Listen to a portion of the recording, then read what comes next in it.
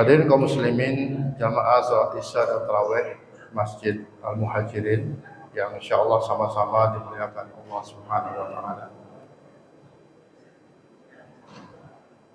Salah satu perkara yang membuat seseorang terhalang masuk surga adalah sifat sombong yang ada pada dirinya.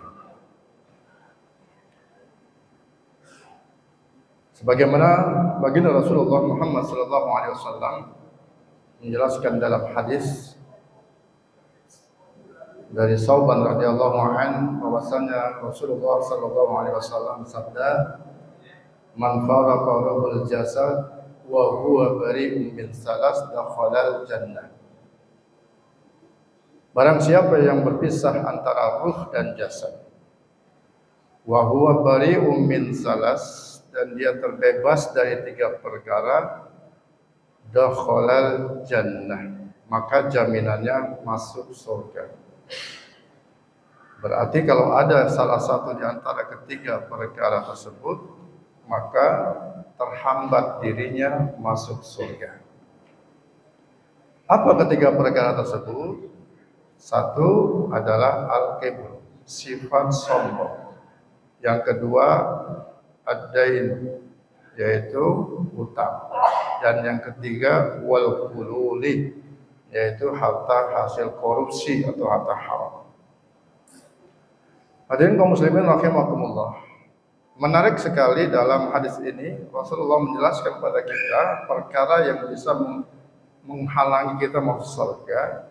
Yang pertama itu adalah sifat sombong disebutkan Rasulullah. Kenapa kok sifat sombong ini menjadi penghalang seseorang masuk surga? Karena kalau kita melihat di dalam hadis yang lain, ternyata sifat sombong ini, kata Nabi, itu akan memiliki karakter, minimal 2 karakter pada orang yang ada sifat sombong di dalamnya. Al-kibru, kata Rasulullah, batarul haq wa ghamtun nas. Orang yang sombong itu yang pertama, batarul haq, dia itu menolak yang namanya kebenaran yang datangnya dari Allah. Wa ghamtun nas, dan dia cenderung mengecilkan manusia yang lain. Ya. Ini yang paling parah adalah yang pertama ini, Pak. Ketika kita sudah berani batarul haq, ya, menolak yang namanya kebenaran yang datangnya dari Allah, ini sungguh sudah luar biasa di kita ini. Makanya kenapa sih Allah nggak senang sama orang-orang yang sombong ini? Banyak ayat yang menjelaskan tentang betapa bencinya Allah kepada orang-orang yang sombong. Baik sombong karena keilmuannya, baik sombong karena kekayaannya, baik sombong karena pangkat dan jabatannya. Ini orang-orang yang semacam ini tidak disukai sama sekali sama Allah. Dalam Quran surat Luqman misalkan, Allah Subhanahu wa taala berfirman, "Wala tusa'ir khaddaka lin-nas wala tamsu fil ardi marahan." Ya, ketika kamu itu bertemu dengan saudara kamu, hendaklah jangan kamu itu memalingkan wajahmu. Wala tamsu fil ardi marahan, dan jangan pula kamu itu berjalan di atas bumi ini dengan angkuh dan sombong. Innallaha la yuhibbu kulla mukhtalin fakhur. Sesungguhnya Allah tidak menyukai setiap kesombongan dan kebanggaan, orang yang membanggakan dirinya. Di dalam ayat yang lain dalam Quran surat An-Nisa juga sama, innallaha la yuhibbu man kana mukhtalan fakhura. Sesungguhnya Allah tidak suka dengan orang yang sombong dan suka membanggakan dirinya. Hadirin rahimakumullah. Jadi kembali kepada karakter orang yang sombong yang pertama tadi, batarul haq, cenderung menolak kebenaran yang datangnya dari Allah. Ibnu Utsaimin rahimahullah mengatakan kepada kita, selaku hamba Allah Tugas kita itu adalah kembali kepada kebenaran yang datangnya dari Allah. Sekalipun kebenaran itu menselisihi kebenaran yang ada pada diri kita. Artinya, ketika ada satu kebenaran yang datangnya dari Allah, dan kebenaran itu berselisih dengan apa yang ada dalam pikiran kita, maka kita harus rela untuk meninggalkan kebenaran yang ada dalam pikiran kita guna kembali kepada kebenaran Allah Subhanahu wa taala. Hari ini hadirin, masih banyak orang yang dengan kesombongannya mengatakan bahwa riba itu halal. Dengan sombong dia mengatakan riba itu halal. Kelebihan yang kita ambil ketika kita meminjamkan uang kepada orang lain itu halal. Masih banyak itu. Dan mereka mengungkapkan betapa banyak dalil-dalil, teori-teori yang dikembangkan oleh para ekonom barat untuk mendukung pendapatnya yang mengatakan bahwa riba itu halal. Apa sih makna riba itu sesungguhnya, Pak? Riba itu kalau diterjemahkan secara istilah adalah kullu ziyadah lam yuqabilha iwad. Setiap tambahan yang tidak disertai dengan transaksi pengganti, baik itu transaksi berupa jasa maupun transaksi berupa barang, maka tambahan itu yang disebut dengan riba. Dan Allah Subhanahu wa taala sudah sangat-sangat jelas mengatakan bahwa riba itu haram. Wa halallahu al-bai'a wa harrama riba. Jadi sekarang kalau kita mau berpendapat bahwa uang yang kita pinjamkan lalu kita ambil kelebihan dari sebenarnya uang yang kita pinjamkan tersebut itu halal, dari mana rumusnya? Ini jelas bertentangan. Karena nggak ada jasa yang kita berikan. Apa sih itu jasa? Jasa itu adalah sesuatu manfaat yang dirasakan langsung ke kita ketika kita memberikan kepada orang tersebut. Itu jasa. Jadi bukan dibilang kan saya berjasa minjemin duit. Waktu kita berjasa minjemin duit, dibilang itu katanya berjasa, maka wajar kita itu mengambil kelebihan dari yang kita pinjamkan misalnya. Apa ketika kita meminjamkan uang lalu uang itu langsung bermanfaat baginya saat itu? Tidak. Manfaatnya nggak secara langsung diterima. Itu bukan jasa namanya. Kalau yang namanya jasa, manfaatnya langsung diterima. Anda datang ke rumah seseorang lalu memberikan pijitan kepada mengurut dan memijit. Ada sesuatu manfaat yang langsung dirasakan. Meskipun tidak terlihat, itu namanya jasa. Dan atas jasa yang Anda lakukan, Anda berhak untuk mendapat tambahan uang. Baru benar.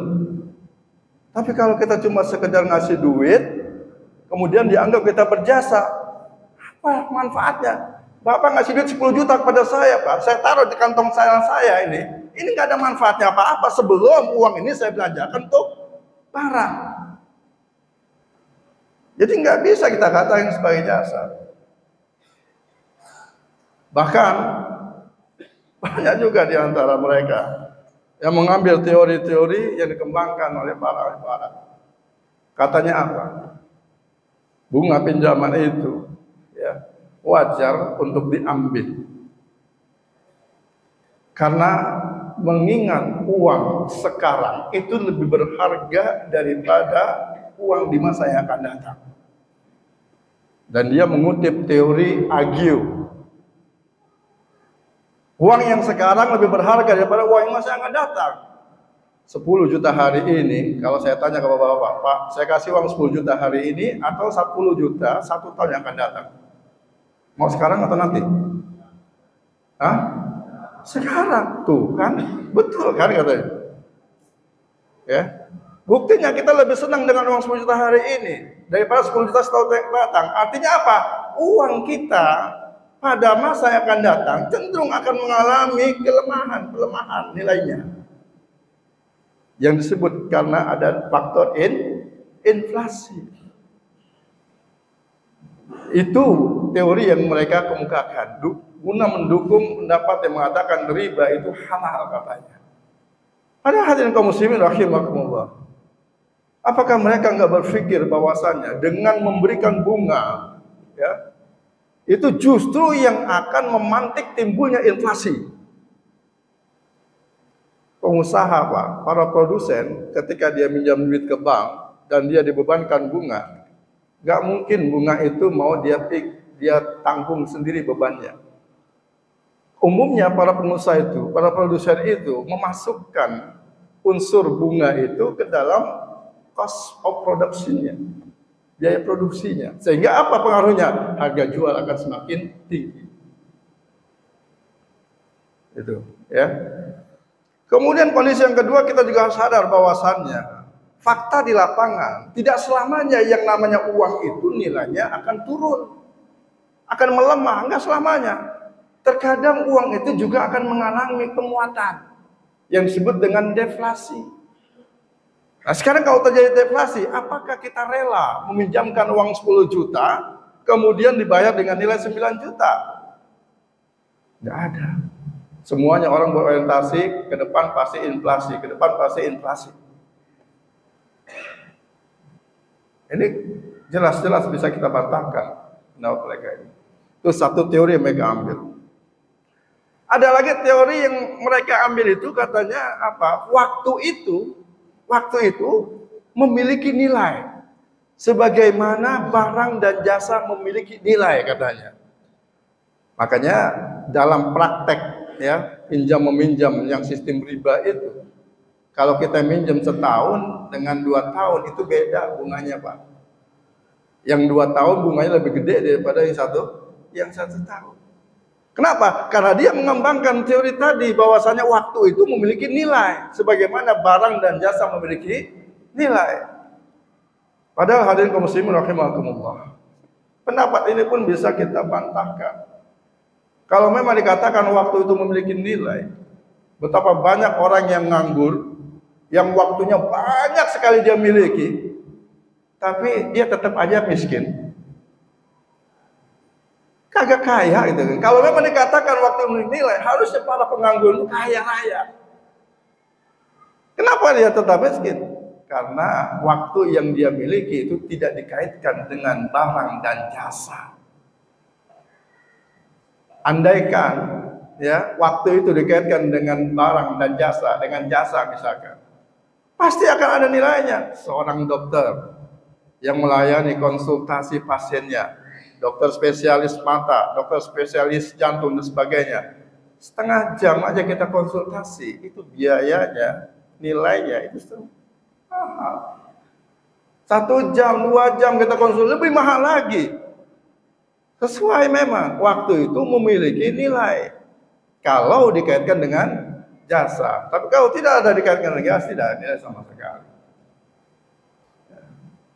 Itu 2 teori yang mereka pakai. Ada lagi mereka mengambil teori yang mengatakan bahwasannya teori Adam Smith, prosentase bunga yang dibebankan kepada peminjam itu lebih kecil dibandingkan dengan prosentase margin keuntungan yang mereka dapatkan.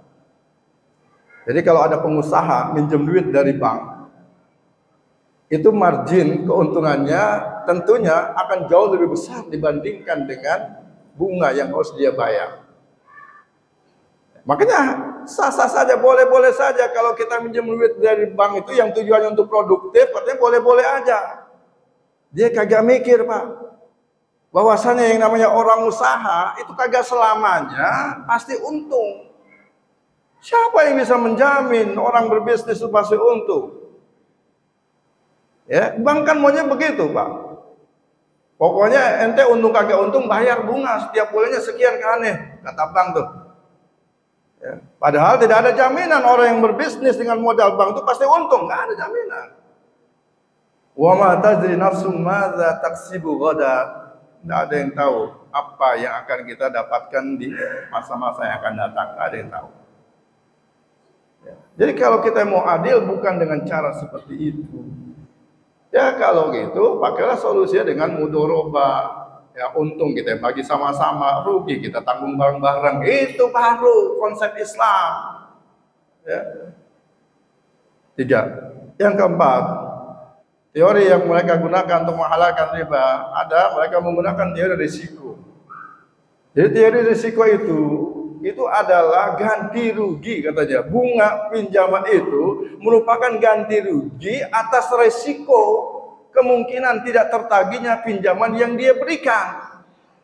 Makanya wajar kalau orang memberikan pinjaman itu menetapkan tambahan bunga pinjamannya sebagai ganti rugi atas risiko kerugiannya yang tidak tertagih. Hadirin kaum muslimin rahimakumullah, lagi-lagi ini merupakan pemikiran yang perlu kita luruskan. Kenapa? Karena Islam sudah memberikan satu solusi. Kalau kita mau minjemin duit kita dan kita terbebas dari risiko atau minimal risikonya itu bisa kita minimalisir, itu caranya bukan dengan menangkap bunga, bukan. Tapi caranya adalah kita ambil barang jaminan, ya, kemudian kita berikan pinjaman kepada dia. Anda pinjam uang ke saya 10 juta. Oke, Anda punya BPKB mobil? Ada. Sudah. Sebagai jaminannya, tolong BPKB mobil Anda saya ambil. Ya, saya simpan. Anda saya kasih pinjam uang 10 juta, balikin 10 juta juga. Ya. Itu akan jauh lebih aman ketimbang kita minjemin duit 10 juta tanpa ada jaminan. Makanya kenapa dalam muamalah, ya, Islam itu membolehkan kita menggabungkan antara akad rahan dengan akad qard. Menggabungkan antara akad hutang dengan akad gadai itu dibolehkan. Tapi menggabungkan akad hutang dengan akad jual beli kagak boleh. Karena dua-duanya, yang satu komersil, yang satu adalah tabaruk, ini nggak boleh. Kenapa? Akan timbul yang namanya kemungkinan, ya, menjadi cacat rukun daripada jual beli itu sendiri, ya, atau syarat daripada jual beli itu sendiri, di mana orang jual beli itu harus antarodin, harus suka sama suka. Jadi kalau ada orang yang meminjamkan uang dengan saya, kamu aku pinjamkan uang, syaratnya kamu beli barang saya. Tadinya dia kagak mau beli, atau kamu jual barang ke aku berikan pinjaman pada kamu. Ya. Karena dia kalau dia ingin minjam duit dari kita, akhirnya dia mau menjual barang ke kita dengan harga yang murah. Nah, ini enggak sesuai. Makanya tidak boleh la yahillu salafun wal bai'. Enggak boleh menggabungkan antara akad utang piutang dengan akad jual beli. Tuh, yang keempat. Ya, dan yang terakhir, yang kelima, yaitu teori Marshall. Mereka mengatakan bahwasannya bunga pinjaman itu sebagai imbalan waktu tunggu karena dia tidak bisa memanfaatkan uang yang dia beri pinjaman. Nah, hadirin kaum muslimin rahimakumullah, disinilah letak perbedaan antara, ya, utang piutang dalam sistem ekonomi Islam dan utang piutang dalam sistem ekonomi kapitalis. Kalau ekonomi kapitalis, mereka membolehkan yang namanya utang piutang itu dikomersilkan, boleh. Tapi dalam Islam, mohon maaf, yang namanya utang piutang itu tidak boleh dikomersilkan. Karena dasar daripada akad utang piutang itu adalah tabarruk, akadnya kebajikan, akadnya sosial, akadnya tolong menolong. Ya, jadi bukan dengan akad utang kemudian kita justru dapat untung dari keuntungan tersebut, tidak.